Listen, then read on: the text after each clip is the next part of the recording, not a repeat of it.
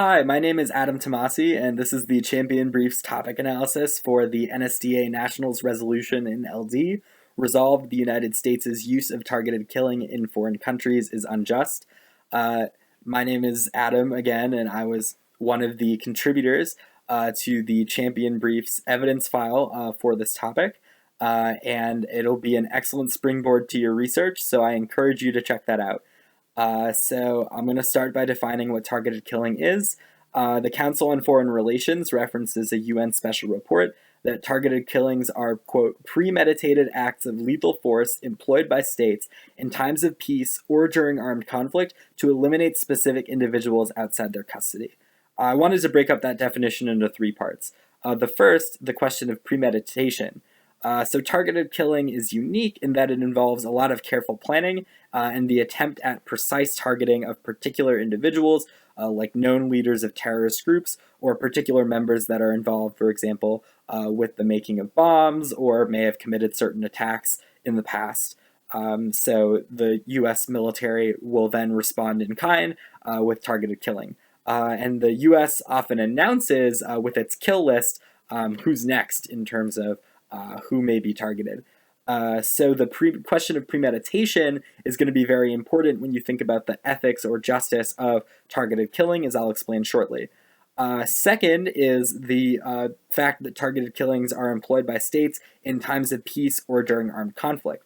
The distinction between peace and war when we're talking about the war on terrorism is somewhat ill-defined because of the AUMF, or the Authorization on the Use of Military Force, which was passed by Congress immediately after 9/11 to give the president virtually unlimited authority to conduct the war on terror. So that's meant that we've been in perpetual ground wars in Iraq and Afghanistan, considered the longest in U.S. history, but also that we carry out targeted killings in many places in the world, even outside of a strictly defined battlefield.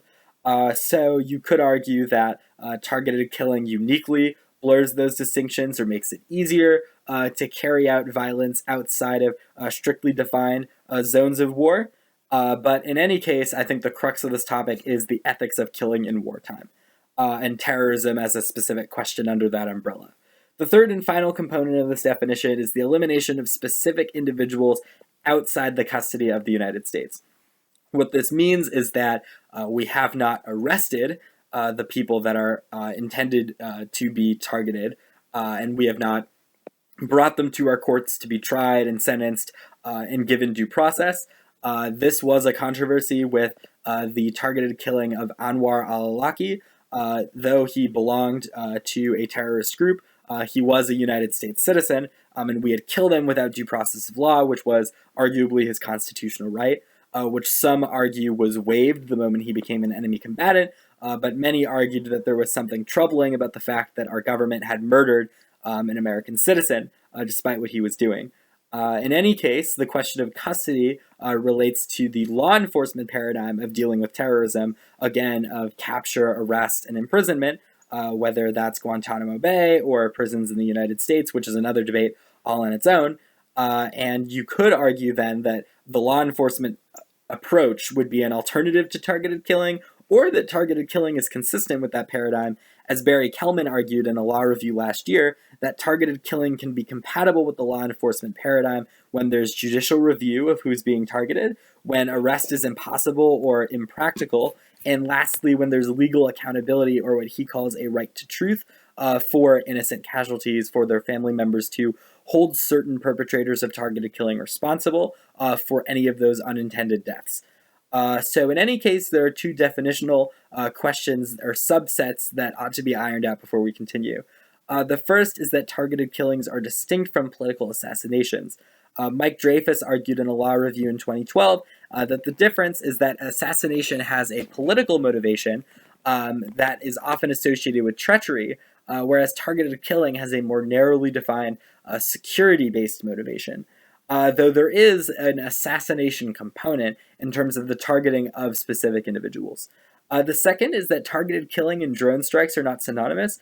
Drone strikes are simply one means of carrying out targeted killing, which happens to be very popular with the U.S. military, but it's not the only means. Because, for example, the U.S. military, through a special forces raid, had killed Osama bin Laden, but that wasn't through a drone strike. meaning that you could support targeted killing but disagree with drone technology as it's used by the military at present. The debate is also not meant to be had about the means under which targeted killing may be legitimate, though this could be established by the negative as something like a counterplan. Rebecca Perlman argues, for example, that targeted killing needs greater transparency and oversight mechanisms and a more airtight legal defense that's more tailored towards international legal norms for self-defense. So rather than justifying targeted killings in the name of preemptive strikes, instead having a more rigid consistency with self-defense as it's understood through international jurisprudence, as requiring that there actually be an imminent threat rather than a potential or perceived one. So that's aside from the question of whether targeted killing in and of itself is just or not. And this requires that you answer the question of what makes targeted killing uniquely right or wrong. Because, for example, I could have a position that says that targeted killing is unjust because it leads to the deaths of innocent people. You could argue for a pacifist position that war is good for nothing, no matter what means we use. But if you're not making that argument, you do have to answer the negative question of why it is that targeted killing is unjust, where other means of war, like cruise missiles from a ship, would be okay, even though they also lead to the deaths of innocent people. When you're in the negative, on the flip side, if you're arguing that targeted killing is an effective means of fighting terrorism, you have to argue why it's more effective than other methods through this utilitarian reasoning, because otherwise the affirmative could counter that there are many alternatives by which we could equally, if not more effectively, carry out legitimate self-defense or deal with terrorist leaders. So it's important that you emphasize why targeted killing is uniquely necessary or uniquely just or unjust or unnecessary. Keep in mind, too, that you can often separate the question of justice from the question of necessity. So aside from the practical difficulties of ending our targeted killing program, or the practical difficulties of using targeted killing, such as blowback and the increase in terrorist recruitment as a result of civilian casualties, you could say that targeted killing is still just, regardless of the consequences, or it is unjust, regardless of its purported benefits.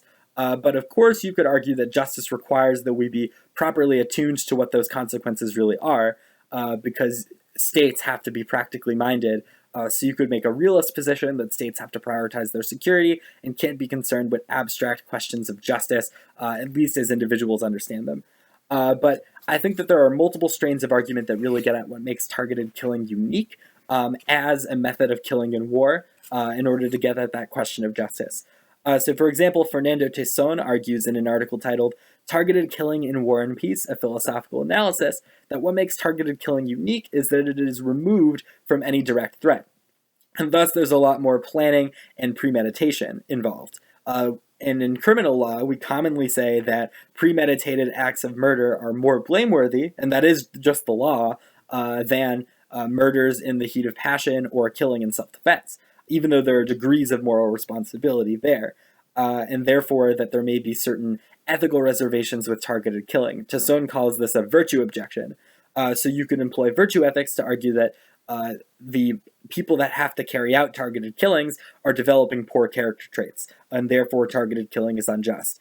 Tesson bolsters this with a discussion of agent-relative versus agent-neutral reasons to support targeted killings, or the killing of terrorists. For example, an agent-neutral reason for supporting the state of affairs of targeted killing may be, I hope that Osama bin Laden is dead. I mean, we know he's died, but for the sake of example, or I hope that various members of ISIS will die, which is the state of affairs. But an agent-relative objection to targeted killing would be, I hope that I am not the one who is forced by circumstance to have to carry out those killings, where you may wish that you are not the one that has to kill them, even if you hope in general that there are fewer terrorists than not. So that would be one reason why, from a virtue ethical perspective, targeted killing would be immoral. There's a similar line of argument from Michael Gross in an article titled "Assassination and Targeted Killing," where he argues that there are unique problems with named killing of ununiformed individuals versus more ordinary killings of people that wear uniforms where there are clearly delineated sides. Because the precedent set by killing people without uniforms is that you have to rely on a network of collaborators who often engage in nefarious activities that would breed distrust in their communities because you're essentially relying on locals to turn on each other and rat people out. So as a result, that breeds resentment in the communities where targeted killings take place and may inspire more terrorist recruitment, but in any case may be an intrinsically unethical means of war. Daniel Stattman refutes a lot of Gross's arguments and also may push back against this character-based objection to targeted killing by distinguishing between the orthodox view of war and the moral view of war. He ends up taking the moral view of war, but let me explain both. The orthodox view of war for Stattman is the idea that states can go to war simply to defend their formal sovereignty, for example, the Falklands War, and kill any soldier regardless of the imminent danger that that person poses or the responsibility that they have for, let's say, a terrorist plot.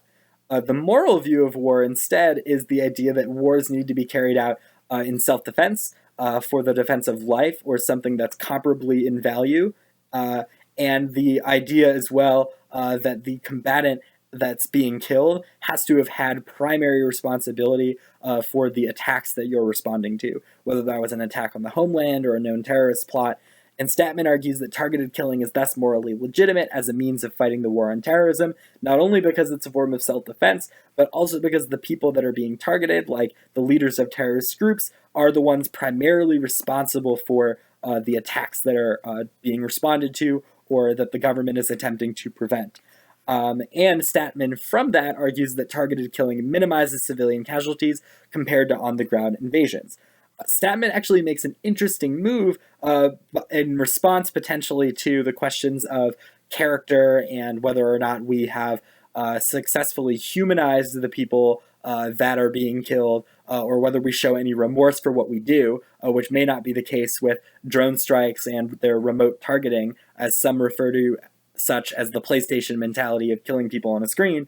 Stattman cites Richard Newman's book, Ethics, Killing, and War, that argues that killing in war is dehumanizing because it does not respect the supposed enemy as individuals. Instead, we have branded whole swaths of people as being beyond the pale, rather than respecting each soldier as a person, even if they are the enemy. And targeted killing, conversely, though this isn't Newman's extrapolation, but Stattman uses Newman's thesis to argue that targeted killing shows greater respect for life because it relies on precise targeting of those who are primarily responsible. So that may also be a reason why named killings are actually better than unnamed killings, and why maybe the killing of people that are ununiformed is just a practical reality of the war on terrorism, and that in any case there are justice-based considerations in addition to practical ones, why we prefer targeted killing as a means of self-defense. Of course, you can argue that targeted killing is an ineffective means of self-defense because it inspires more terrorist recruitment, that even as you supposedly decapitate terrorist groups by killing their leaders, that more angry and resentful ones will return in their place and carry out more suicide bombings or find and build bombs. So it's like a many-headed hydra. You can't get rid of the problem just by killing the leader, whereas others will argue that you can, and that targeted killings are more effective, not only from a self-defense question, but also simply from a dealing with terrorism question, because once terrorist groups lose their leaders, they stumble more often and become a lot less effective. But there are considerations with just war theory that intersect with the questions of self-defense. Just war theory was offered by Michael Walzer to get at questions of just cause and proportionality. And Megan Braun, in an article titled Drones, Proportionality, and Use ad Vim, emphasizes the question of the just use of force short of war as opposed to use in bello, which is force during war. And with her co-author, Braun refutes the claim that drone strikes are proportionate simply because they minimize civilian casualties, and instead emphasizes the human rights concerns that uniquely arise with the CIA's use of drone strikes in Pakistan. So you can argue that drone strikes and targeted killing writ large are inherently disproportionate compared to other means of war, whereas Stattman and others argue that targeted killing is proportionate and consistent with just war theory. So in summary, there are a lot of fruitful debates to be had, but it's really important that you emphasize the nuances of targeted killing itself as a means of killing in war, but also focus on those more general questions of justice. Thank you, and check out the Champion Briefs evidence file to improve your research going into nationals, because it'll be an excellent springboard for your very competitive debates with great research for both the app and neg. Thank you again.